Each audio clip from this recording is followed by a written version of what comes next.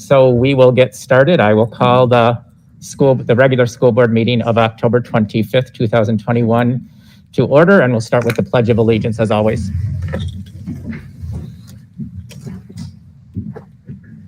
I pledge allegiance to the flag of the United States of America and to the republic for which it stands, one nation, under God, indivisible, with liberty and justice for all.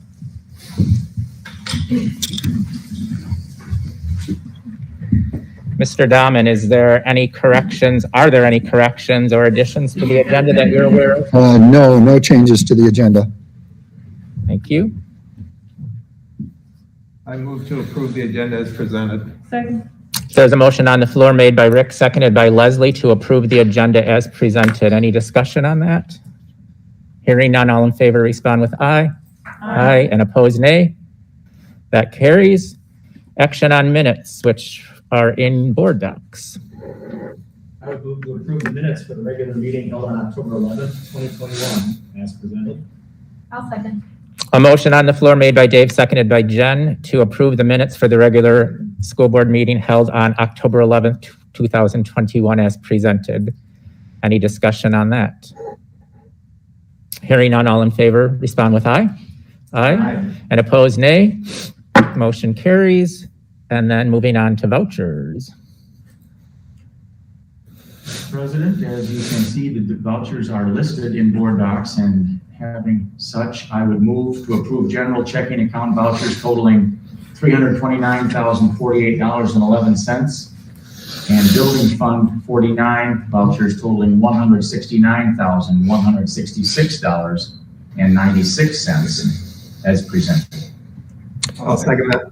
Motion on the floor made by Joe, seconded by Rick to approve the general checking account vouchers totaling $329,048.11 and the building fund 49 vouchers totaling $169,166.96 as presented. Is there any discussion on that? Hearing none, all in favor respond with aye. Aye. And opposed, nay. Motion carries. Thank you. I see we have no student council reps, so we will move right on to item G, public comment. Just a reminder, public comment is limited to 15 minutes with 3 minutes given to each speaker. I will alert the speaker when they have 30 seconds left just by quietly saying 30 seconds.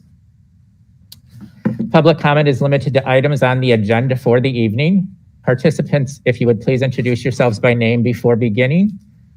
And participants will address the whole board, not particular board members or other staff members as board members, and board members will not respond as public comment is not a question and answer session. And just a reminder to all of our public speakers that masks are required at all school facilities, and that includes when you're at the podium for public comment. We have two speakers tonight, and the first one is Karen Woodland.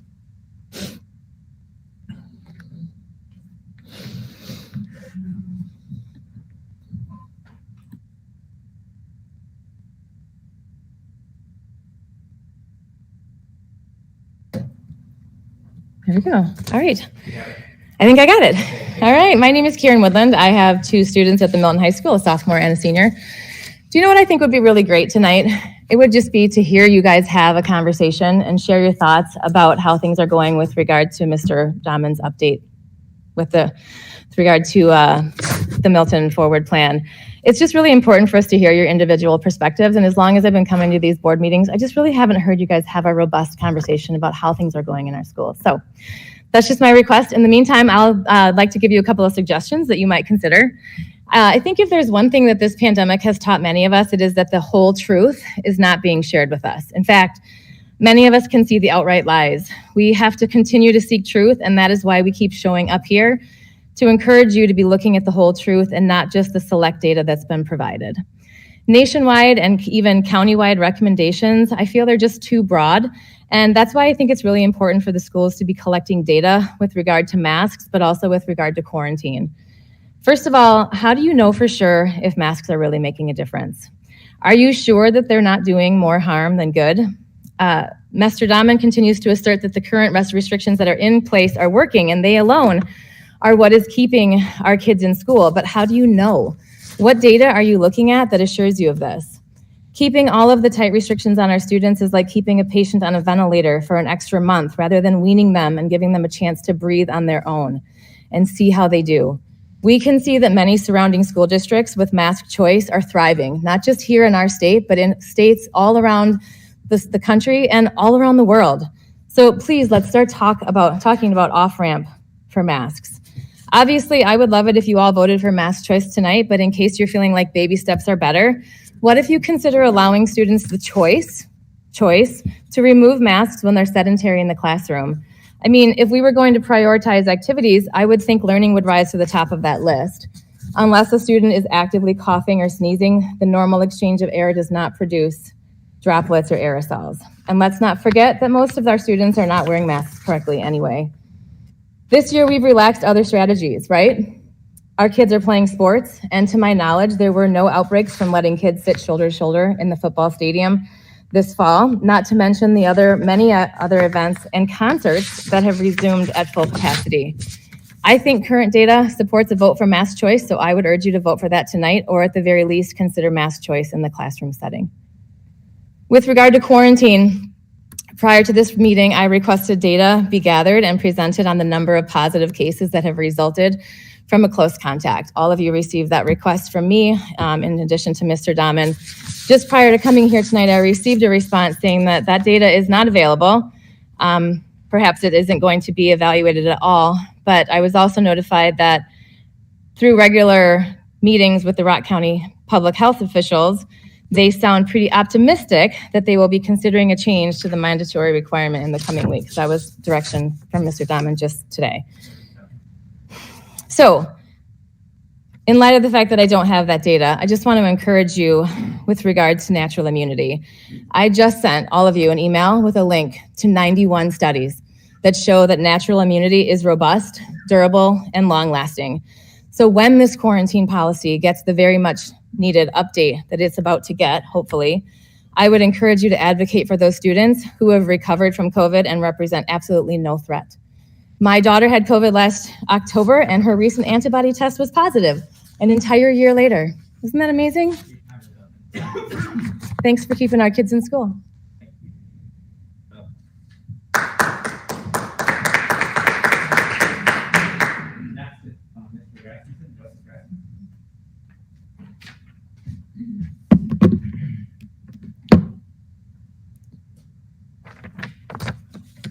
Good evening. I am Joe Rasmussen. I would like to discuss agenda item 5A, Superintendent Evaluation Timeline. Very timely to the evaluation of the recent publication of test scores from DPI. Not surprising, since Mr. Dahman was hired, Milton test scores have declined drastically. He has led the efforts to increase taxes upon those in our district with no results. More will come out of this over the next 2 weeks. But just know the people of the district are fed up with this administration, fed up with seeing our school board members at restaurants and indoors without masks, fed up with mask mandates, fed up with the board, fed up with the super. Even sadder, our students have given up. They've given up under this administration. I go back to when you voted for mask choice. During that period, right before you voted for the mask mandate, I asked if some want masks, then it is incumbent upon the board and incumbent upon the superintendent's administration to compromise. Perhaps quarantine an entire wing of those who want the masks. But this board will not compromise. This superintendent will not relent. And he is the one that denies my religious exemption for my family. So he feeds you the line to approve. You approve it. I put in the request and he denies it. What kind of democratic check on balance constitutional republic is MSD? Because it's not, I can tell you that. Is not. Is not. And we're fed up. And what authority do you have, Mr. President, to tell me that I can't do this? It's not a question and answer session, so I'll keep going. We're fed up with this. We require masks for all adults and students in our buildings, and you're not an exception. Please pause my time. I say again, I can't hear you. need to wear your mask, it's been shared with you multiple times. Yes, and at multiple times I've said I've got a medical condition. President, I said we take a break from the meeting and stop the meeting until he can follow policies or leave. We're in recess. Thank you. All right, here I am.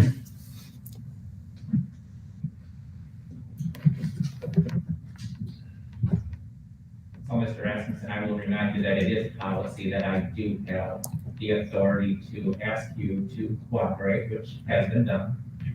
And then if you don't cooperate, I also have the authority to ask you to leave, which I don't want to do. You have the authority to ask me to leave, but what's going to come of it if I don't?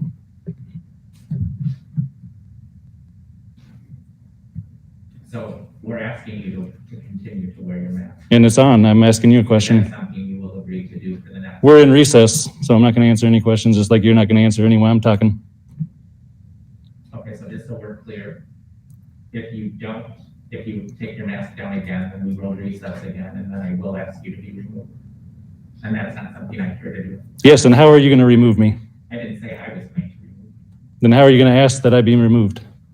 He'll ask that you're removed, and if you refuse, we would have to call law enforcement.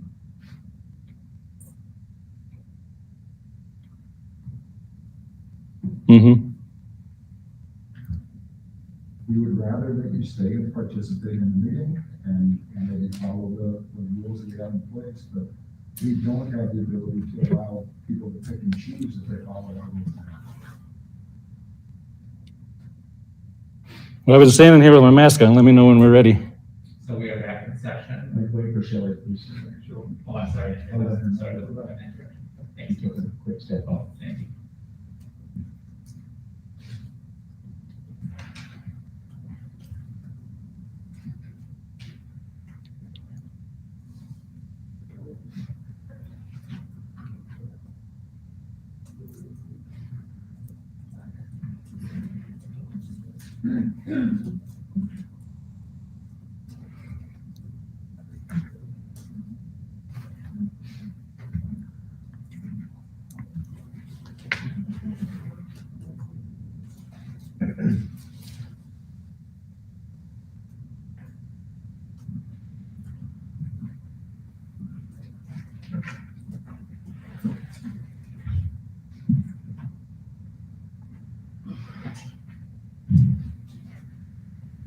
With all members in session, we will be back in session. And Mr. Rasmussen, you have the floor for another minute and 7 seconds.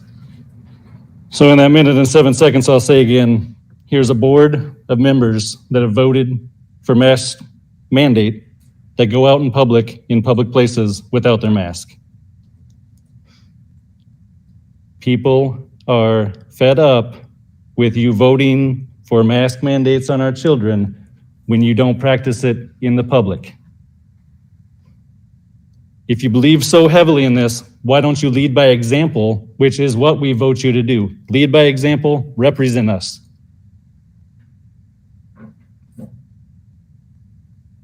And perhaps stop writing me letters every time I get up here and speak, because your bullying tactics are being recorded, and I'm tired of it.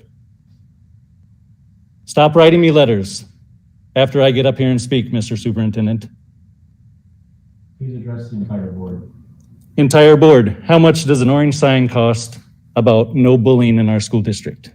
That's a question I can receive the answer to later.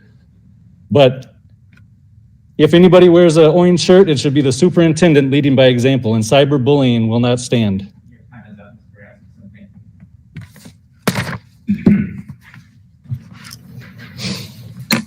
Thank you. We will move on to item number 2 for the referendum, and we'll invite Mike Huffman to the podium for his presentation. Thank you for being here tonight, Mr. Huffman, as always.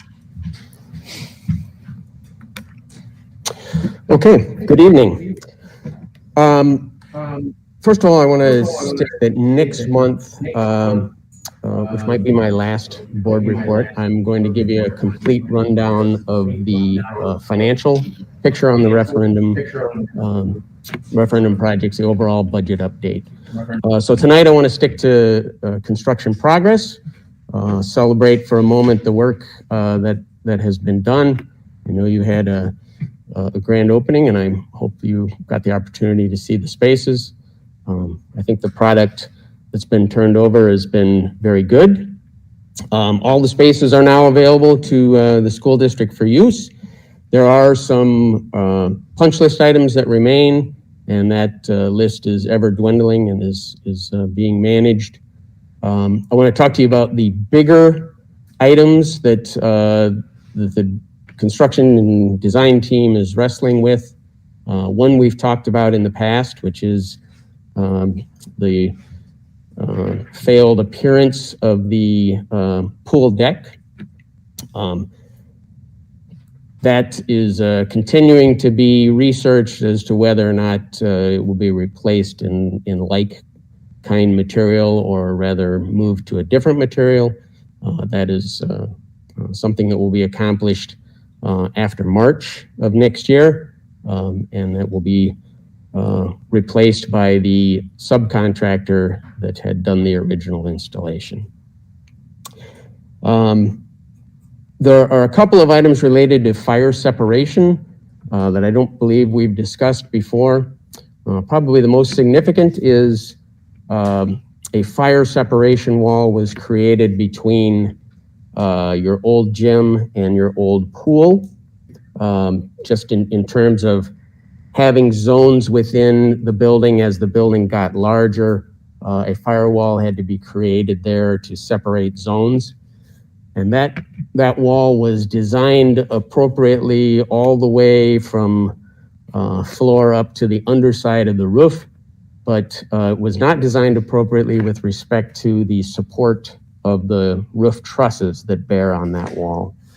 So that has been noted, and Plunkett Research Architects have been designing a fix of which they will be financially responsible for accomplishing that. So that will involve introduction of some new steel on the mechanical room side of that wall, not the publicly occupied side of that wall. It's work that we think can be done without obstructing any of the type of use of the adjacent spaces. But essentially it has to allow for, if there were fire on one side of the wall, it has to allow for the roof to collapse on that side while the other side remains entirely intact. And currently that roof spans across that firewall. So they're working on a solution that will allow for the separation of the steel structure right at the top of that firewall.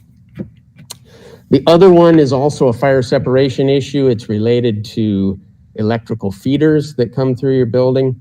The code requires a 2-hour containment of those electrical feeders, and that has not been achieved. There's several solutions that are being discussed, which include encapsulating those electrical feeders or pulling a different cabling through those conduits that allows for that 2-hour rating of the cabling.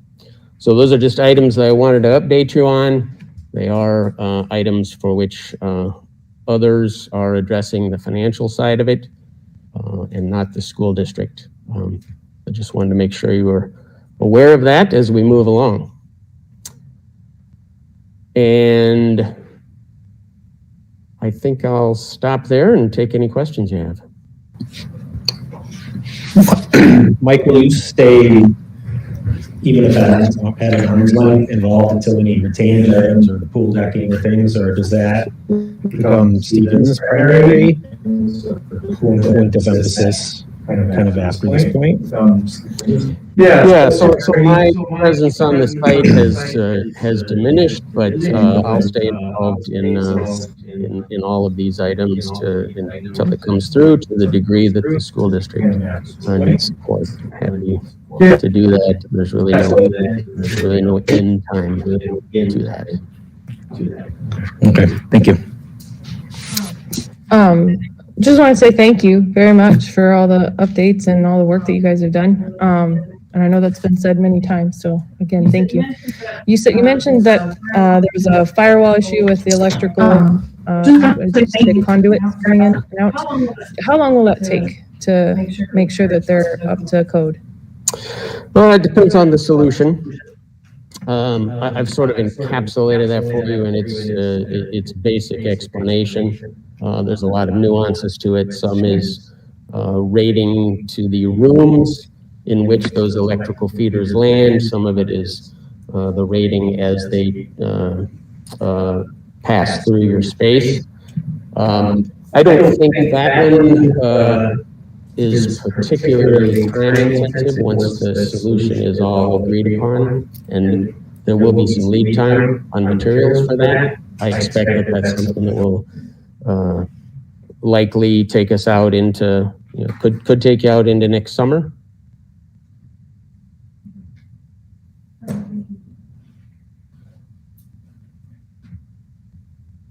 Any other questions for Mike before we thank him for coming and bid him adieu?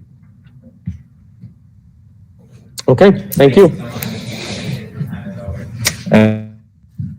Any other questions for Mike before we thank him for coming and bid him adieu? Action on the floor plan. Thank you. Thanks. A couple things that I want to update the Always. board on. Yeah, item number 3 for an update. Let's start with the updates on election on the floor. Rock County Health Department number of cases per active cases per 10,000 students in our district and in other districts across the county. Give me a moment while I open that one up.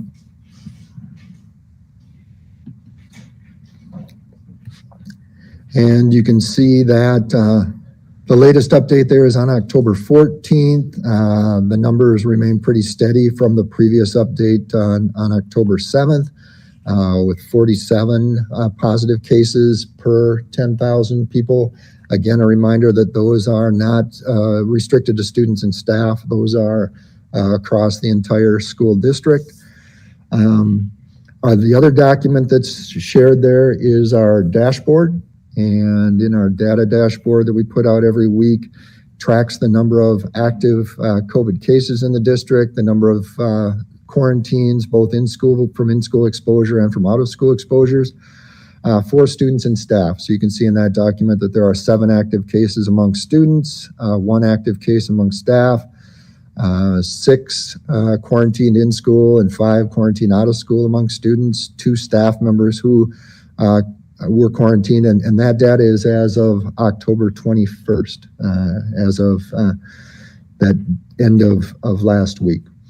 I want to update the board on some information from Rock County Public Health Department. They are optimistic that the vaccine will be made available for students ages 5 through 11 at some point in the coming weeks. They obviously don't have any control over that, but that's what they've been hearing from the folks that do control that.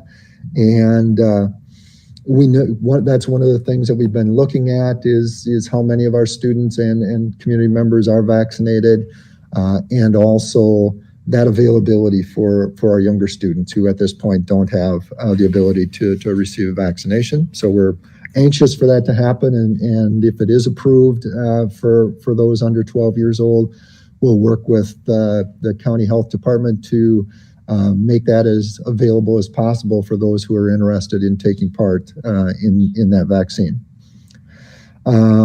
As far as quarantines, I'm going to remind folks that the quarantines are required by Rock County Public Health Department. We also received word from them that the CDC is considering changes in their recommendation regarding quarantines in schools. And that also is something that they said might be coming out within the next couple weeks. And we certainly would revisit our process if that requirement on quarantines from Rock County Health Department changes based on that, any upcoming recommendations. So that's the information that I wanted to share. Open to any questions or discussion from board members. Rich, you mentioned number of students who are vaccinated. Do you know how many of our students who are eligible for the vaccine have been vaccinated? I do not know where that number stands right now. If you give me a minute, I can see if I can find that on the Rock County Health Department website.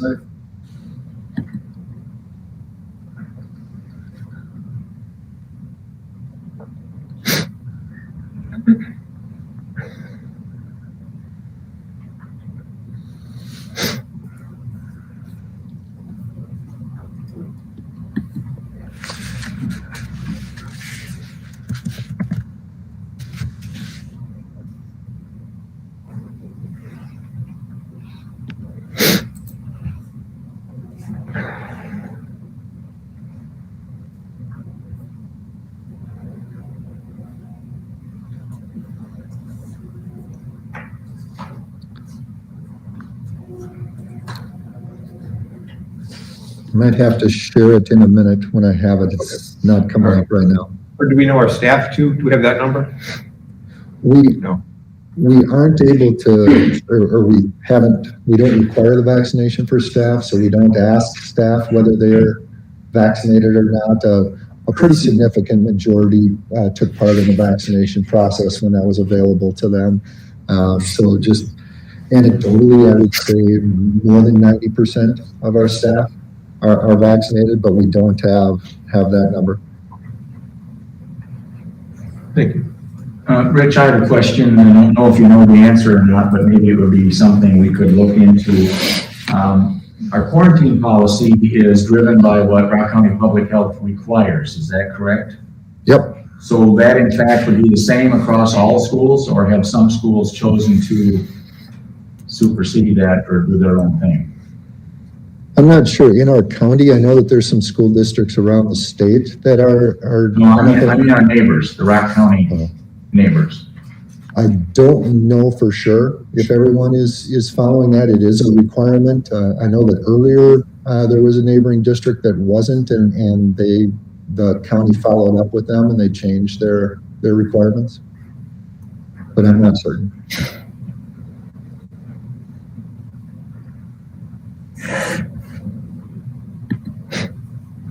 Any other questions, discussion items for Rich, for the board?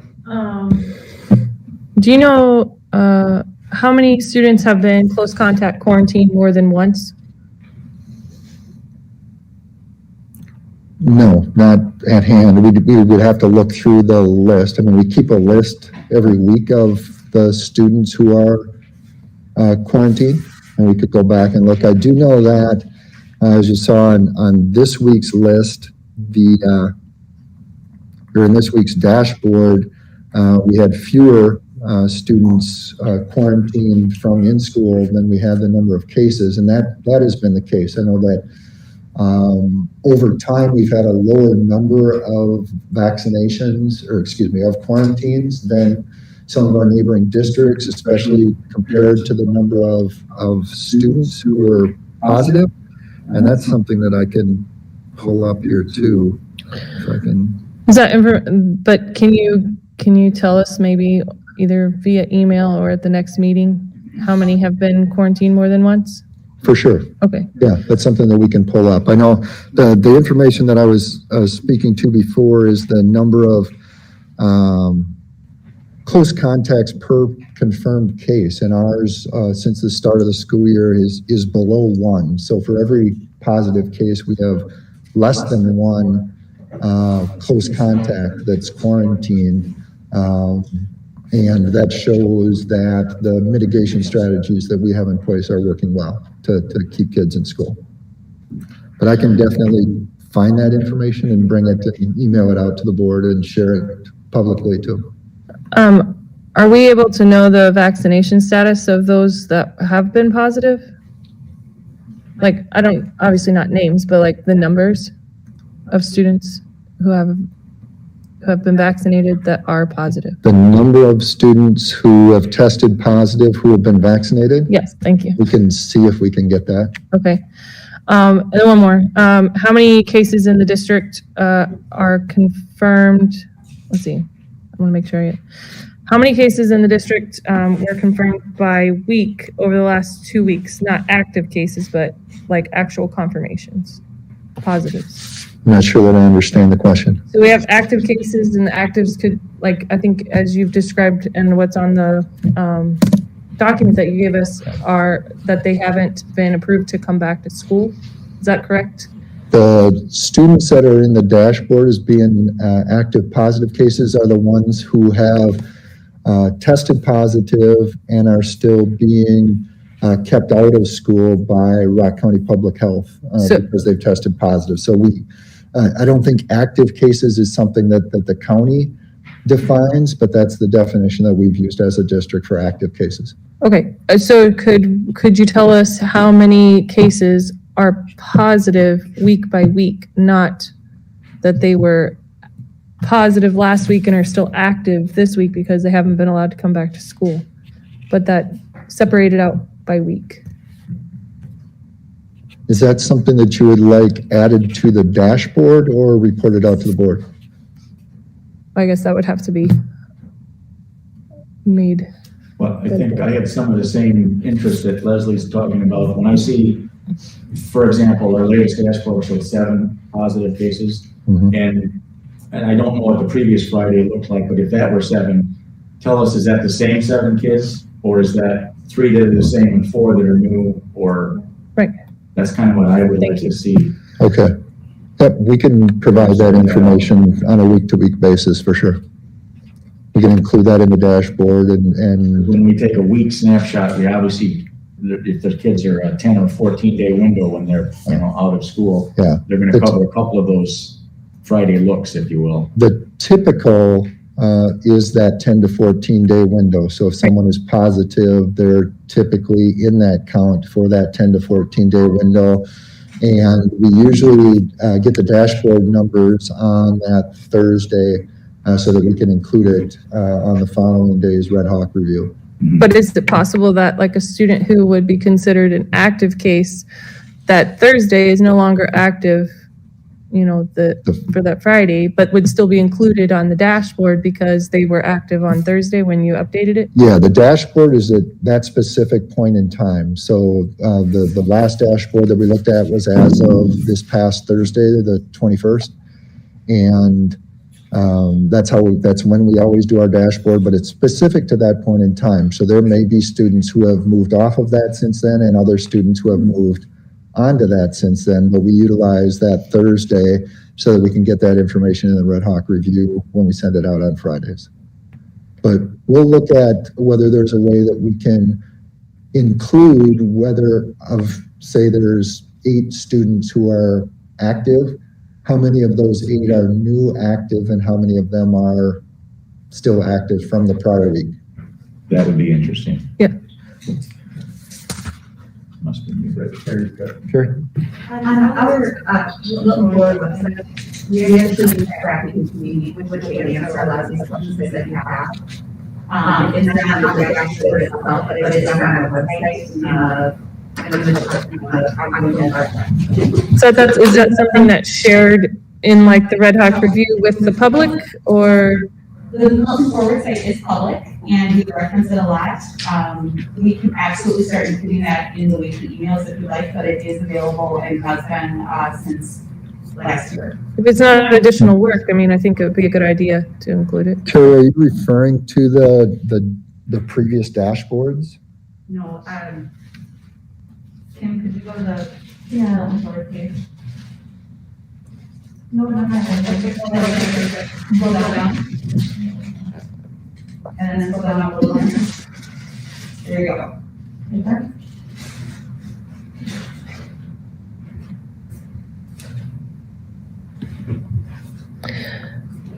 Is that information pulled from the Rock County Health Department or from the Wisconsin State Health Department site?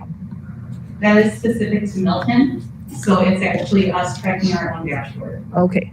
I don't know that information though answers specifically what Leslie was asking about, because it shows week to week. The red the red bars are the number of students positive, and then the green are the quarantine. But it shows the change in the number, but it doesn't show how many of those are new and how many of them are returning or still on that list from the week before. So we'll look into it and see if we can also provide what you specifically have asked for too.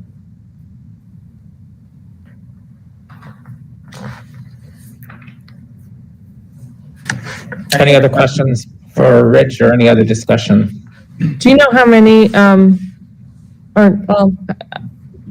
you said anecdotally how Milton compares to other schools in our area, but do you know like numbers, like specific numbers, or maybe not right now, but how it compares to schools that have a mass choice policy? Numbers of positives or numbers of close contacts or both? Yeah, like what their dashboards look like in comparison to ours. Different districts use a different model for their dashboard. Not everyone reports it the same way that we do. We use that definition of active cases that we've developed and our quarantines. One of the things that Rock County Health Department does, and let me go back to that spot, is one of the things that they do is they do have a map by school district that shows the number of cases in children ages 0 to 18. So this isn't just school age, but from 0 up to 18 per 1,000 students, and the number of close contacts per 1,000 students, so that different size districts can be compared. And then the number of close contacts per confirmed case. So when I was referring earlier to us having a low number of close contacts per case, it was coming from that site. Ours, and I need to look, I think that this data is as of October 14th, but not positive on when that's as of.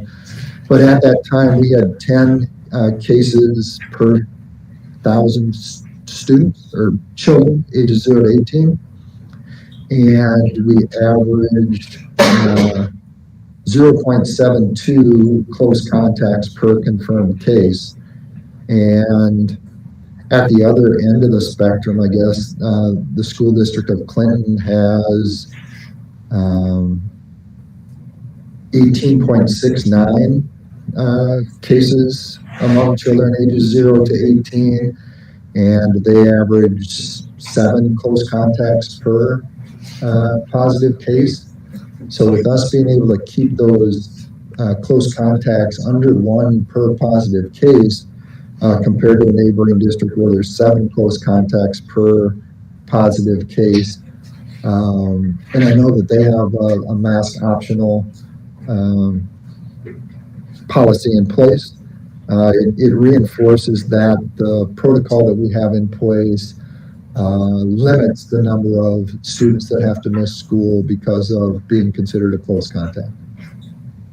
And I'll send a link to that site to the board so that you have that data. It has that listed for all of the school districts that are entirely in Rock County. So not all, some are neighboring districts, even though a small part of their school district is in Rock County, their data isn't available on that site. But I'll send that out to the members so that you have access to that. Do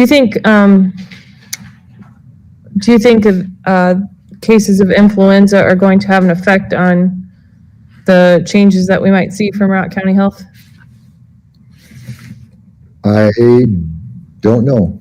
I mean, when you say changes from what we see from Rock County Public Health, like in regards to quarantine and masking and so forth? It could. I guess they haven't shared that in any of their meetings, so it isn't something that they've brought up. Okay, thank you. I'm not sure I heard you correctly, Rich. There's wading through these statistics is challenging for everyone, of course. I think the data you just referenced, did you tell us that site was telling us 10 cases per 1,000 students? Yeah, for us, for children ages 0 to 18, 10 cases per 1,000 students. So if we have 3,500 students, that's 30 some cases. We show 7 or 8 or 9. The rest are in the 0 to 4 population, or is that not the way to assimilate that? Yeah, it's ages 0 to 18. It's children that live within the district, and there are some children that live within our district that don't attend our schools. So a few. But I think in general, that's a good approximation.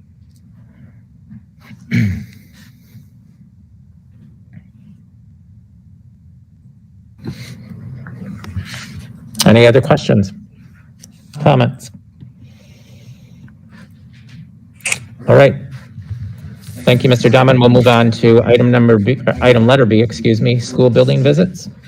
Wanted to update the board on visits that I've made to schools and some highlights from those visits. Last week in the elementary schools, we celebrated Kindness Day, and that was on Wednesday, October 20th. And it was nice to see all the different activities happening in the schools around kindness.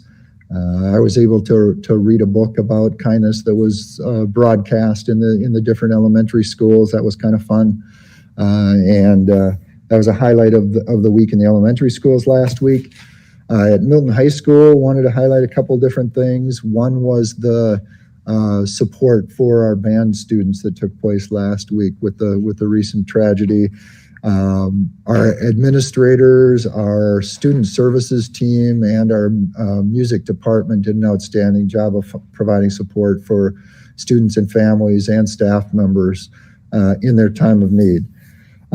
Also, I know many of the board members were able to attend the open house and ribbon cutting ceremony at Milton High School on Sunday. That was an outstanding event. We had a few hundred people in attendance, over 100 students that took part in the ribbon cutting, and thanks to everyone that took part in that, and thanks to Stephen Shantz and Jeremy Billhorn for the great job that they did organizing that event. I would just like to reiterate, it was really a great event yesterday, and a lot of hard work went into it, and it was so good to see the community out seeing the amazing facilities that our students are going to be able to use in the future. So I would ditto everything that you just said. A great day. All right. Thank you, Mr. Dahman. We'll move on to item number 4, Curriculum Committee Report. And Shelley, I will turn it over to you. Okay, our curriculum committee met on October 13th, and we had 4 items on our agenda. The first one was Mr. Billhorn giving us the information of new courses being proposed for the high school. So he's going to quickly highlight those for us. Yeah, and I will, good evening. I will go through all the information we shared at the curriculum committee, but you have here 5 courses that we're submitting for approval for the options for students for next year. There are 2 of the continued courses in the Project Lead the Way, Medical Interventions and Cybersecurity. Those are continuation. We shared the presentation on the STEM curriculum last year. These are indicated as the next line of courses for both the biomedical science pathway as well as the computer science pathway. And then there's 2 world language electives, and then a chamber ensemble within the instrument music department. All these courses would be out of current curriculum budget at the high school as well as our current staffing. These would just go into the program of studies, and then we evaluate all the course requests that students have.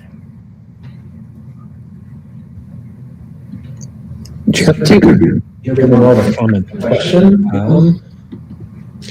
These courses, as they're described here, really dovetail well with, just simply the times that we're in. Cybersecurity is in the news virtually every day.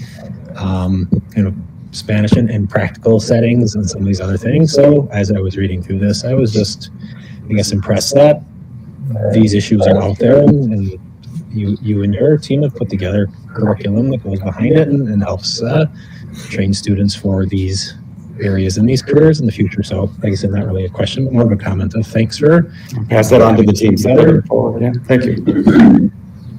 Yeah, I think it's excellent. I was just going to ask, do you anticipate many students? Is it going to be a full load in most of these courses? You know what? It's always, we hope so. So there's oftentimes there's a new course. There's a lot of popularity with the new course, and then you see what the staying power is for that. It would be, I do anticipate that there will be interest in these, as there always is. But sometimes I have offered new courses before that I've not run, because there isn't the interest. And that goes with any course at the high school. If there's not the interest, then we don't dedicate the staff towards that. So I do anticipate, particularly cybersecurity, medical interventions, what we've seen in those 2 areas in the past. And I'm hopeful that the others will draw interest as well. Any other questions for Jeremy? Thanks so much. Did you have one, Leslie? Oh, sorry. Okay. That's an action. If I could share, or go ahead and finish that up. Is that an action item, Joe? Did you say? I think so, right? Yeah, go ahead and finish that up and then I'll share something. I will move to approve the Milton High School new course proposal for the 2022-2023 as presented. I'll second. Motion on the floor made by Dave, seconded by Leslie to approve the Milton High School new course proposals for the 2022-23 school year as presented. Any more discussion on that? Hearing none, all in favor respond with aye. Aye. And opposed, nay. Motion carries. Okay, the second thing on our agenda was creating a Milton graduate profile. And this is just in the beginning phases. It'll be the timeline's kind of a year-long process, but it's to create a vision or a mission which will guide our district in developing competencies and outcomes that we want our students to have when they graduate from Milton. And it kind of will align with our strategic plan process also. They were just, at this meeting, it was just kind of introducing the idea of it. There's going to be 4 phases: the planning phase, second phase will be activate, engage, third will be creating it, and then fourth will be adoption, implementation, and refining the profile. So our timeline is September through fall of 2022. There'll be emails going out to parents and community to just explain what's going to be going on in this process. There'll be applications that will be available for the design team that will be working on this profile. They kind of iterated that there'll be several meetings that would be required, so that might limit, the application process if you can't make a lot of the meetings and things like that. Draft will be done by spring of 2022, adoption by summer of 2022, and then implementing the profiles in the fall. So that will be something kind of new and exciting to look for our graduates. That will also be going along with our academic career planning that's mandated by the state also, that we do K-12. The third thing on our agenda was updating our ELA curriculum in the different grades K through 8. Statewide Ela Standards were updated last year. We had a number of teachers that really went into the standards this summer and kind of broke them down and looked them over and evaluated them. There's different piloting programs going on in each of the different buildings, and they're hoping that each level will pilot at least 2 programs in the next couple months. Right now, there's Windows and Mirrors, which values the culture of all of Wisconsin. We're looking at a shift in reading, approaching reading and text. Piloting new reading resources. Middle school started first. And they're looking at another adoption to pilot. They weren't real thrilled with what they had, I think, to begin with. Is that correct, Tara? And so they're re-looking at some other things to evaluate. Northside is doing Reader's Workshop. There's been a lot of positive things coming out of that. K3 is doing wonders, and they're piloting ReadyGen. 4-8 is co-piloting Wit and Wisdom. They're looking at green-rated curriculums that look at ELA and reading for readability, flexibility on grade level, standards-based, and they're only piloting programs that have that green standard, so they're not looking at other programs outside of that range. They're piloting 7-8 with high school. Wit and Wisdom only goes 3rd through 8th grade, so they're looking at something that would tie in the high school curriculum, that maybe be like a 7-12 type curriculum. They hope to have a recommendation for K-8 for the following year. They're looking at costs, funding, what kind of assessments there are, and adoption of a curriculum. They're also looking at the cost of print versus online, because a lot of the programs now are online instead of text. The last thing we talked about was 6th grade social studies resources. Social studies in Wisconsin updated their standards 3 years ago. K3 hits the standards through ELA, library time, reading, things that they do every day in their curriculum. 4th grade just had a new Wisconsin history text and they do Wisconsin history, which is mandated by the state. 5th grade is reworking units on early American history. Their text is from 2008, so 13 years old. 6th grade has the biggest need right now. Their text is from 1997 and 2010.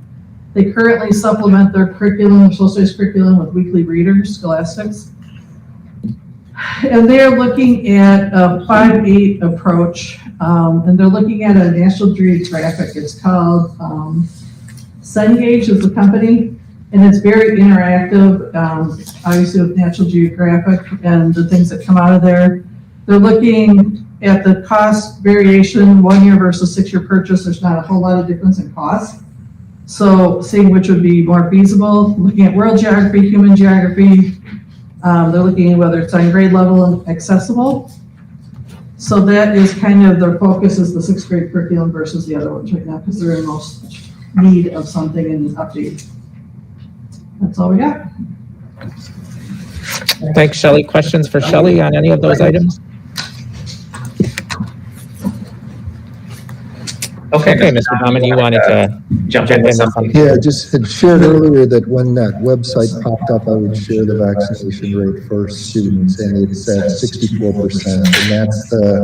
And that's 12 to 18-year-olds who are, or those who are eligible for the vaccine. So that's the percent of 12 to 18-year-olds who are fully vaccinated right now in our school district. And you'll follow up with the number of residents who just tested positive for vaccinated. Thank you for finding that and sharing that. Shelley, thanks for the report. And we move on to item number 5, Human Resources Committee. And Mr. Mullen, I will turn it over to you. Thank you, Mike. The HR committee met last week on October 20th. First item on the agenda is the superintendent evaluation and tentative timeline. In board docs, you will see the timeline for the superintendent evaluation. This timeline is very similar to last year's. Also similar to last year, the committee is going to ask all of the staff that reports directly to Rich to fill out an evaluation to aid the board in our evaluation. This list is also included in board docs. We will also ask Rich to fill out a self-evaluation, and the board will use all of this information to fill out our evaluations of him. In December then, the 7 of us will meet in executive session to discuss the evaluation, followed by a meeting with Rich to review the eval with him. The evaluation of the superintendent is one of the most important jobs that a school board does, so I would like to ask that everyone involved take the time to do a very thorough and honest job. Did anyone have any questions at all about that? Or Chris, have anything to add? Don't, Rick. Next on our agenda was the 2022-23 employee contracts, letters of employment, and letters of appointment process and timeline. Also in board docs is the tentative timeline for all of the different staffing groups for the 2022-23 school year. Included here is the 5-site data review. For those of you who don't know, 5-site is a third party that has some of the compensation information from districts around the state. The HR staff uses this information to compare to other area and conference districts. Please note that the dates listed there are tentative and are subject to change. And the committee would like to thank all of the HR staff, Chris and Marcy and Chris, for all of the hard work that they put into this. There's much time and effort put into this very important job. So thanks to them for that. Add there, Chris? No, I couldn't do it without Chris and Marcy and all their dedicated work. So thank you to them. Any questions about any of that? Thank you, Rick. Appreciate your sharing that committee. We'll move on to item number 6. Mr. Martin will the Finance Committee report. Okay, we also met last week Wednesday on the heels of the HR meeting, so double meetings for me particularly, but at any rate, the Finance Committee met 2 items on our agenda. The first of which, Mr. Chance has made his way to the podium. He is going to assist us in that, and I will just give it a bit of a preface, and it's an action item. And when we get to making the motion, it's a rather wordy and lengthy one, so I will take my time at that point. But Some materials involved. yeah, it's got legalese in it for sure. But Just to give a real quick background, of course, we're talking about the Central Park site, where our tennis courts and the softball diamond and what used to be used as an ice rink is, adjacent to the high school property there. We've had a long relationship with the city of Milton. They're the owners of that parcel currently. 30-some years ago, constructed tennis courts there that we built and maintained. And those have come to the point of needing some drastic improvements. And that led to a discussion several years ago about potentially transferring the property. That went nowhere at the time. That discussion has resurfaced. And between Rich and some of the folks at the city, the idea has been brought forward again for both parties, and pending a use agreement that would be similar in some respects to what we've had for decades, if you will. We are entertaining a real estate transfer there, such that we would own that site and then could subsequently improve it as we see fit or as we find a need, et cetera. So with that as a background, I'll let Stephen give you whatever else we need. All right, thank you, Joe. Joe did a great job outlining kind of where we're at in the process of potentially obtaining Central Park. This process has been a lot of back and forth between us, our attorney, and their attorney to kind of get all the I's dotted and the T's crossed for what that formal land transfer would look like. Last time we reported back to you, it was really coming up with that amicable agreement as to what that land transfer would look like. That came with the attached right to use agreement, which really is going to be attached to the deed of the property that shows that the district has the first use of the property, and when the district isn't using it, the public can feel free to use it, really like we've done the whole time anyway. So that's just going to be formally documented. No transfer of funds, transfer of anything outside of that right to use agreement.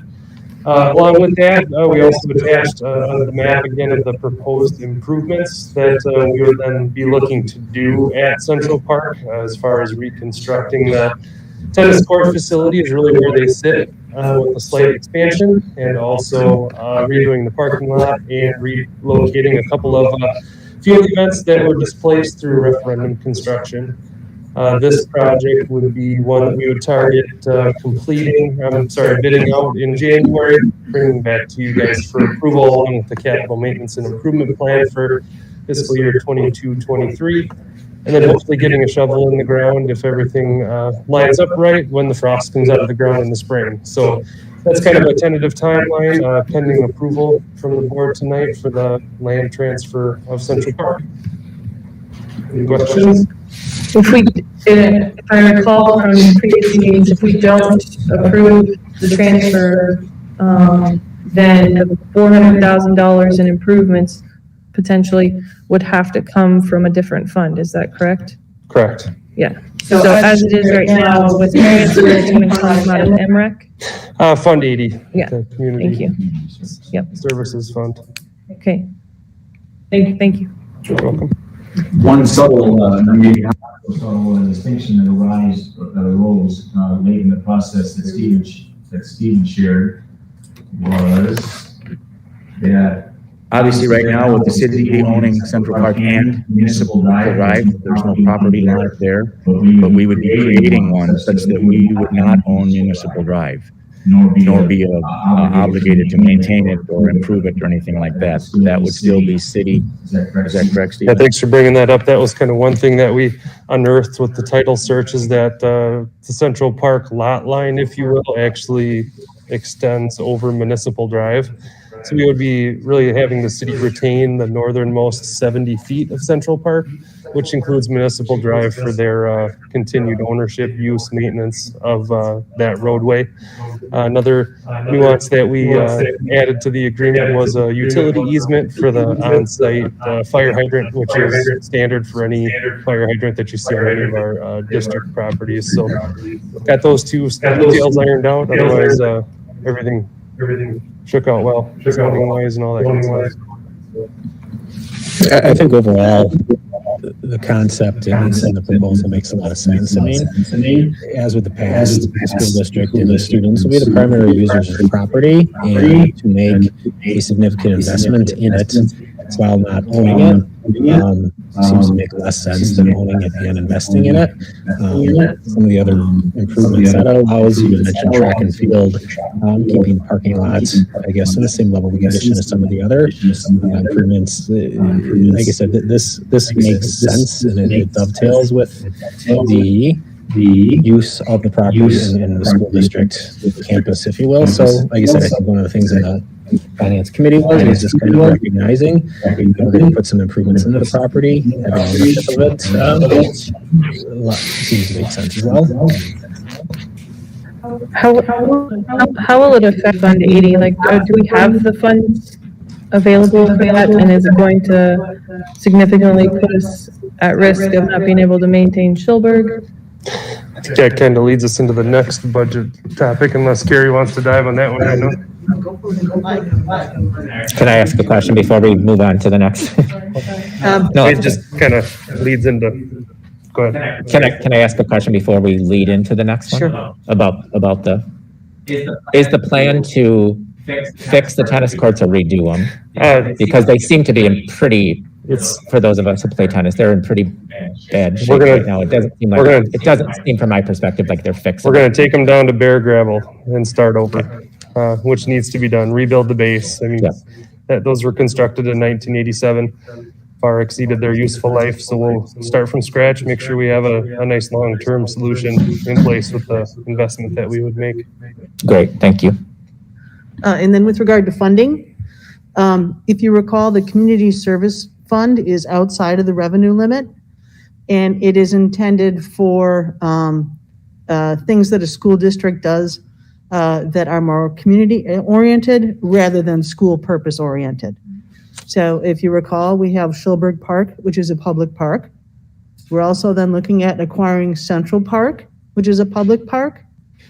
We do plan on using the tennis courts, but they are also for public purpose as well.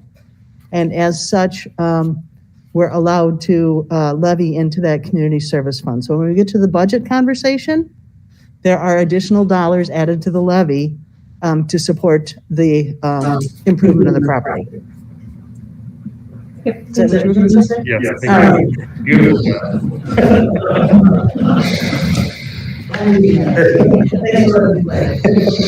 Any other questions for the committee or for Stephen for this item that segued a little into our next? But if not, as it is an action item, we have a recommended motion, and as Stephen alluded, it has been vetted by our legal counsel and our legal folks. I will read it verbatim so that Kim doesn't have to try and copy what I wrote. It's exactly what is the recommended motion. So as such, Mr. President, I will move to approve the transfer of ownership of the Central Park site by the City of Milton to the School District of Milton, subject to the terms and conditions of the ownership and use agreement presented to the school board for review are approved, and the school board president and clerk are authorized to execute the ownership and use agreement and to take such further action as may be necessary or desirable to provide for such transfer. There's a motion on the floor made by Joe and seconded by Shelley, and I will repeat it verbatim. To approve the transfer of ownership of the Central Park site by the City of Milton to the School District of Milton, subject to the terms and conditions of the ownership and use agreement presented to the school board for review are approved. And the school board president and clerk are authorized to execute the ownership and use agreement and to take such further action as may be necessary or desirable to provide for such transfer. Is there any more discussion on this item? Hearing none, we will take a roll call vote. We will start with Mr. Milton. I vote yes. And Yes. Leslie? Yes. Mike is a yes. Rick? Yes. Jen? Yes. And Shelley? Yes. Thank you, motion carries. Thank you.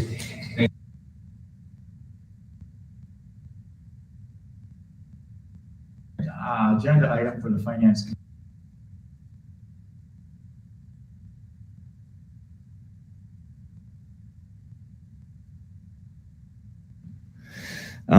Like I said, our second item was the budget evolution as it comes. Do you remember what we approved as a preliminary budget? It's based on a bunch of estimates or guesstimates as such. Several of those have fallen into place so that we have a little clearer picture of what the budget is going to look like. And I am going to let Carrie share with you what our budget looks like at the moment.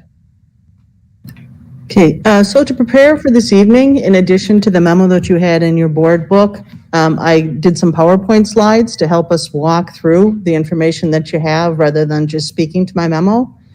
And Kim has it up on the TV, and I believe that has also been added to your documentation. And as Joe has indicated, here we are, and we're ready to set the levy. And he already started kind of going over, right, what it took us to get here. And some of those things that I have highlighted, Joe touched on. But I also just want to add a couple layers here to that. And one of them is remembering that the estimates that we used this year had more unknowns while we were waiting for the state to go through the legislative budget building process. And we also need to be mindful that that's going to happen every other year. So when we build our budget for 23-24, we're going to be back in unknown. So we have 2 years of knowns, and then we'll be back in that more uncertainty in 23-24.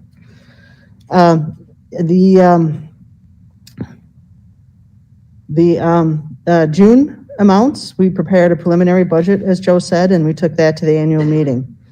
And then the big piece here is in October, we have our resident counts, our property values, and our general aid figures that we use to adopt the budget and certify the tax levy. And then as I've said before, and I didn't add it here, but that, and we'll come back in the spring as our needs and change, or as our budget changes again. So one thing that we talk about every time when we talk about budget is revenue limits. And if you remember, revenue limits control the revenue that we're allowed to have from state general aid and property tax levy.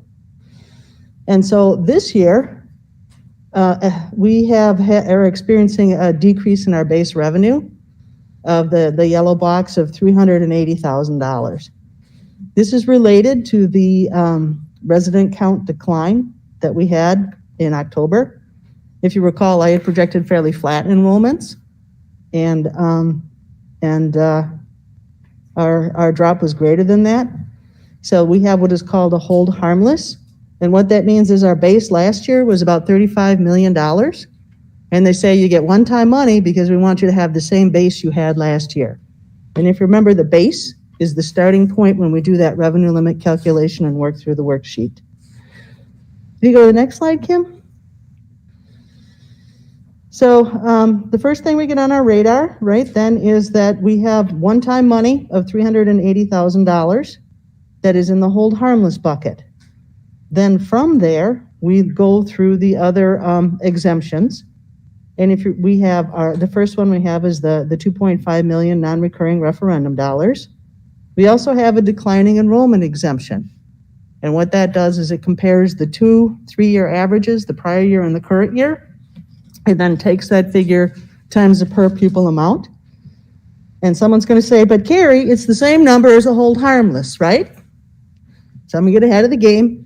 And that is true. And that's what happens in the formula when there's not an increase in that per pupil amount or that per member amount. If there's not an increase in that amount, then those two are going to be the same. The formula behaved that way for quite a few years, and then we had a couple years of increases, and now we're back to the formula calculating in that manner again. And then another item that's highlighted on there is we do have a transfer of service, which is a recurring exemption, which will build our base in the next year. So one of the takeaways from here is to realize that our base has gone down by $380,000, and that when we build next year's budget, we need to be looking to reduce that $380 at a very high level. That's a strategic way to use this information. Okay. And then finally, one thing that we do is we always compare what was our revenue limit with all exemptions in the prior year and what is it this year. And when I compare those two, we have over $546,000 in additional revenue, but we need to be mindful that only 144 of that will be in next year's budget. So again, we're emphasizing that we have one-time money. And the other piece to keep in mind is that the declining enrollment exemption will recalculate again, but the reduction in the base does, well, depending upon what happens, it may recalculate again and erode the base even further. So we just need to be mindful of what's going to happen with our base revenue as we move forward. The next slide, I think we have to, while we talk about this, hit the pause button on our state aid and tax levy and just review the federal funds, the ESSER funds that are made available for us. They're also called the COVID relief funds. Because if you recall, when the state budget was being built, one of the explanations that was given for not increasing the revenue limit per member amount was because we have federal money available to use. So I just want to take a minute and talk about that federal money.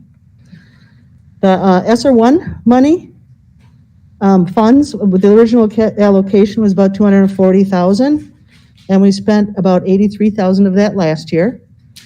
This year, we will continue to focus on the health and safety measures, and our current plan has additional health aid support time, some PPE for staff, and then cleaning continues to be, cleaning materials continue to be funded out of ESSER 1. If you go to the right, the ESSER 2 funding, and we have until September of 23, okay, which is really the end of next fiscal year. Even though it says September, generally you try and target the expenditures by June, right? So for fiscal year 23, we have an initial allocation of $880,000.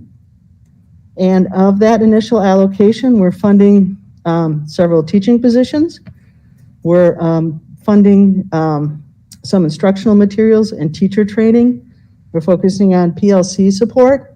And then also, just as a reminder, I kind of inserted that triangle that we shared, I think, when we talked about what we're doing with those funds.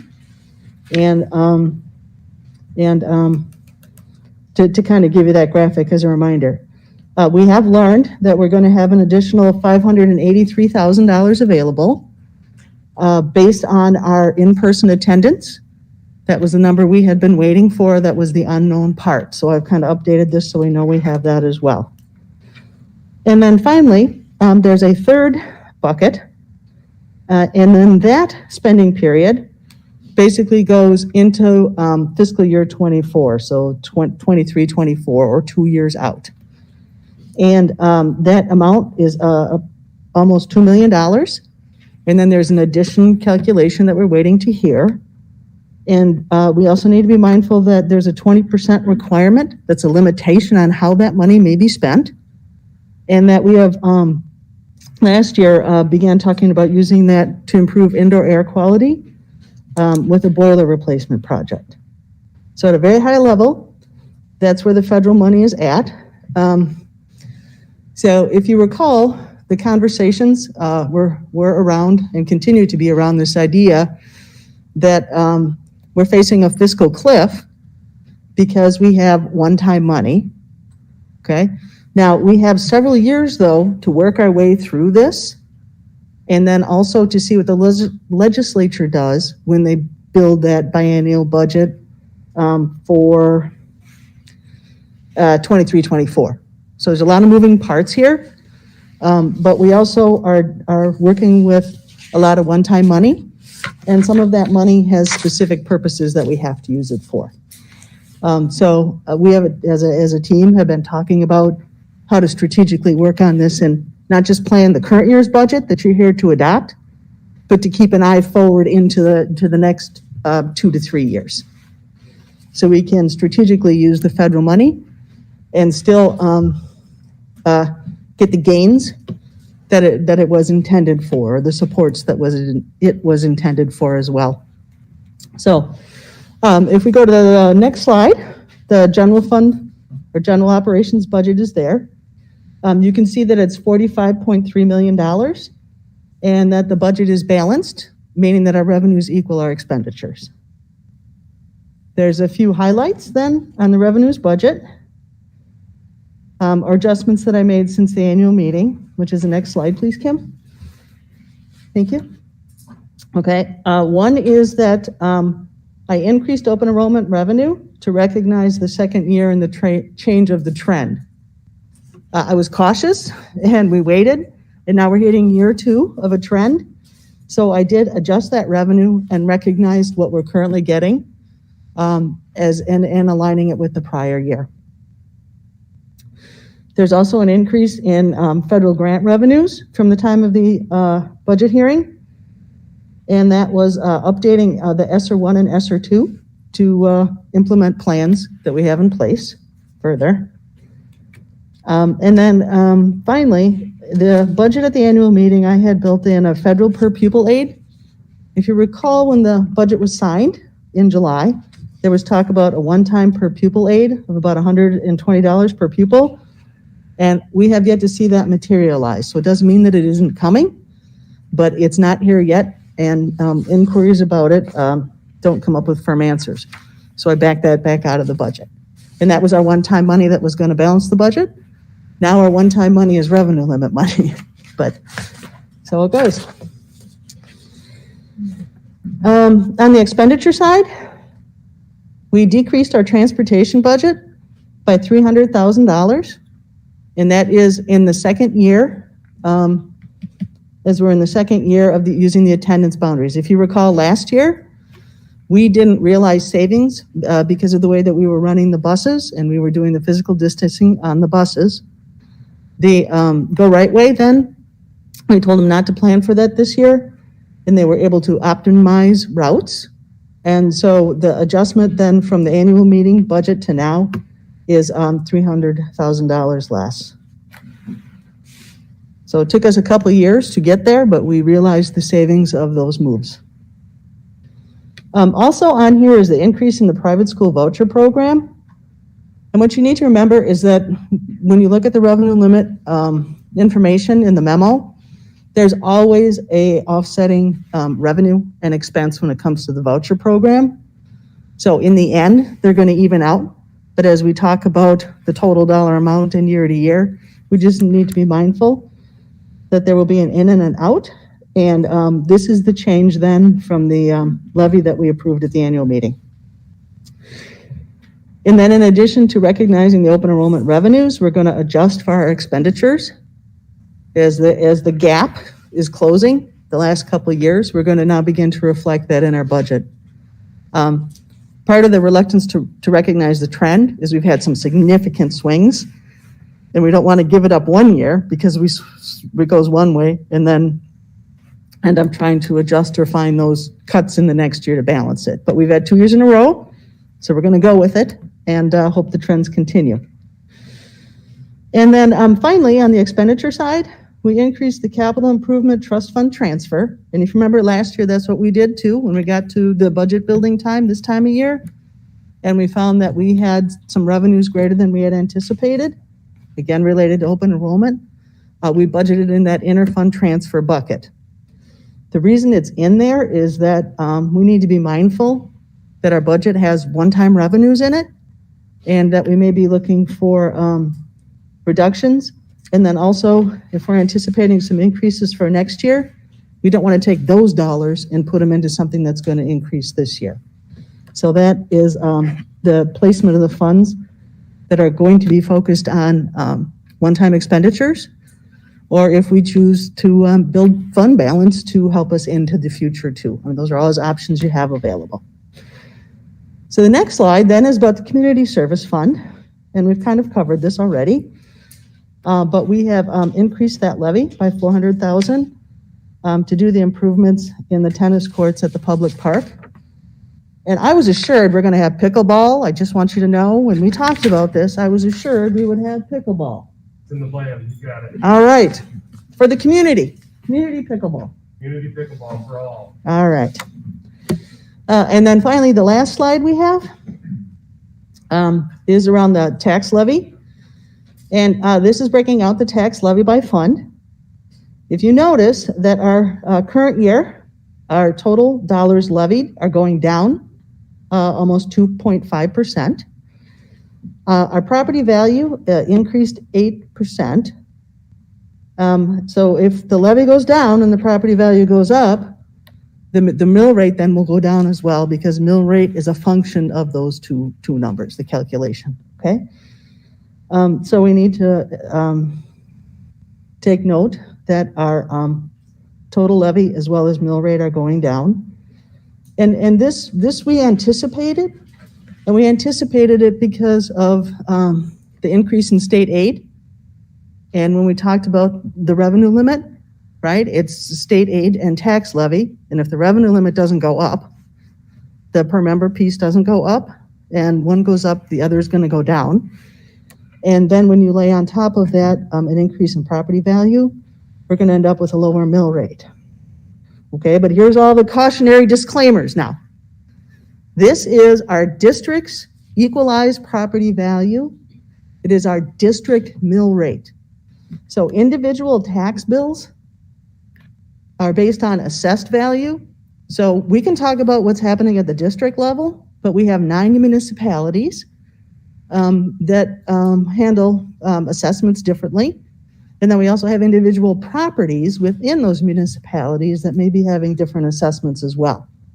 So when we talk about this, we always just need to emphasize that we are talking about the total district levy, and we are talking about total district equalized property values. So the individual's tax bill may or may not look like the district's. So that's always the cautionary tale that we always talk about equalized value, not your individual tax bill. At least I do. That's why I was trained. So you're getting what I'm trained to do. Did you have any questions on the detailed information that's included in the memo, or the detailed budget information, or the apportionment of the tax levy?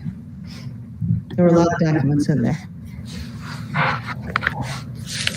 I think just echoing your comments, Carrie, the finance committee spent a lot of time talking about the one-time nature of a number of the funds coming into the budget, and thank you for putting together the PowerPoint with that. You know, as we project forward on the next budget and being mindful of the one-time nature of those in the pending, what we assume will be a negative change to the baseline, and as we, as a board, just I guess approach the next budget come 2022, that those will be things for us to, I guess, tackle, if you will, and make plans from. So thank you for putting together a balanced budget, which I know the committee and the board has been very focused on, but you know, the very accurate illustration of again, the one-time nature of some of the things that are helping us today that are not going to be here to help us in future budget cycles. So again, thanks for putting that together.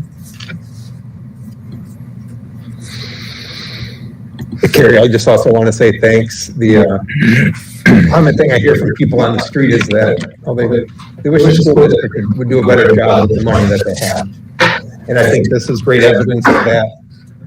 You know, even with increases and decreases on both sides of the ledger, the bottom line is a decrease in the levy. So thanks for all your hard work, you and all your team. So thank you. And just to be clear, we have resources, right? But we have a lot of one-time money, and we kind of have this window that we need to play out. So it's not that we don't have resources. We just need to be really thoughtful and strategic in how we move forward the next 3 budget years. So thank you. We had thought a while back of how the ESSER money would be spent, like categorically, I guess. Is that, are we still sticking with that same plan, generally speaking, like how each part of those were going to be spent? Correct. Yeah. So if you get that slide that I had the triangle on it. Right. Yeah, so that's all the money. We're focusing on health and safety. Now we need to be mindful that we have a window that's closing on using those funds. So if we don't need them for that focus, but I think we will find opportunities to use them for that focus. but we have to pay attention to when we need to spend them by. And then, yeah, ESSER 2, that plan and process continues to unfold with a focus on the universal curriculum. And 3, we have not really talked about a lot yet. And as an administrative team, we are working on the process of how we're going to approach the ESSER 3 funds. Is it possible that the ESSER 3 money could be used for improvements? Like we had the boiler project, but like more improvements. And since that would definitely apply to the success of students being able to function in a indoor air quality is definitely something that's eligible. Yeah. And a lot of those, there are a lot of multiple facility improvements result in indoor air quality improvements. Mm-hmm. And I think with ESSER 2 funds, we had made the commitment to spend that initial allocation, but we haven't had a conversation about the additional money. So this is the conversation that we're having at the district office administrative team level to get to strategically move forward. And always the facility piece is definitely in the forefront of our conversations. Yeah, I just know Stephen has a long list, so just, yeah. He's not alone. Thanking people, if you don't have any more questions, I would just like to, oh, I'm sorry, just pause. Do you have any more questions? No? Okay. I know that I'm the one up here doing this, but there's a lot of people that are involved in this process. We have teachers, we have support staff, we have principals, we have budget managers, and then specifically in the business office, Deborah Yetzen does a lot on budget development regarding salaries and benefits. And then she also, though, supports me in putting the budget together. And she's really a key player in this that's in the background. So if I could publicly recognize and appreciate her work, I would like the opportunity to do so. Thank you. Thank you for that, Carrie. Okay, that was the end of our agenda at the Finance Committee level. Item B is also actionable if we so choose. So, Mr. President, I would move to approve and adopt the budget as presented with a total tax levy of $19,011,299, consisting of $14,292,899 for the general fund, $4,018,400 for debt service, and $700,000 community service fund.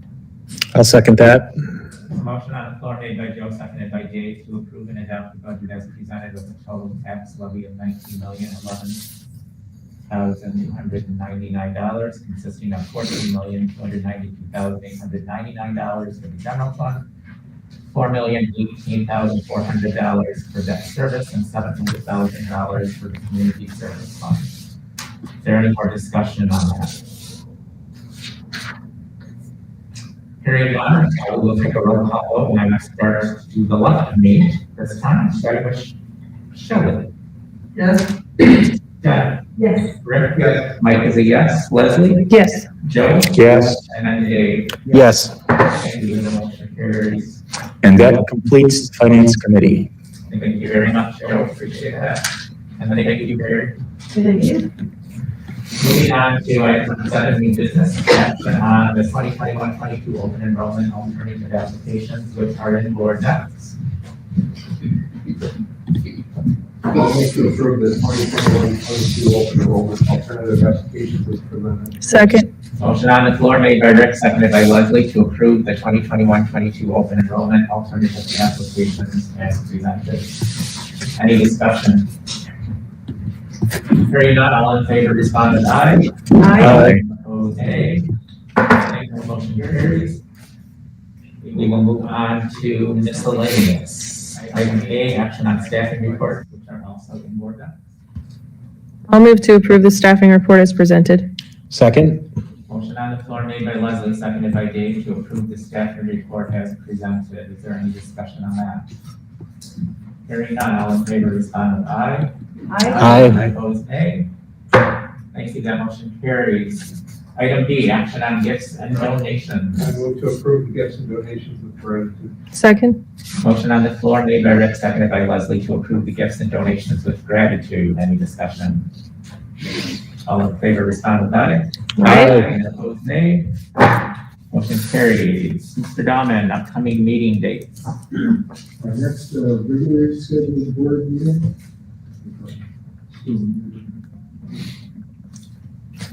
Our next regularly scheduled board meeting is on Monday, November 8th at 6:30. Just as a reminder to the board, in November, we'll have the 2 regular board meetings, but in December, just the 1 school board meeting. And then we don't have any meetings that we need to schedule for the coming week. The only thing on the radar is we will look for the week after Thanksgiving for a HR committee meeting, the week of November 29th, to give the HR committee an update on our teacher compensation model work that we've been working on. So we don't need to schedule that right now, but HR committee members be thinking about something that week after Thanksgiving.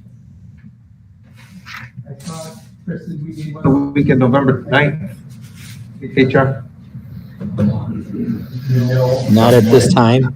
I was starting to think, like Rich had said, when we were able to share that teacher comp information with you. All right. One quick note, the benefits advisory group that was scheduled for later this week has been pushed back for 1 week to not interfere with parent-teacher conferences. All right, thank you. It looks like we have exhausted our agenda, so I will entertain a motion to adjourn. I move to adjourn. Motion on the floor made by Joe, seconded by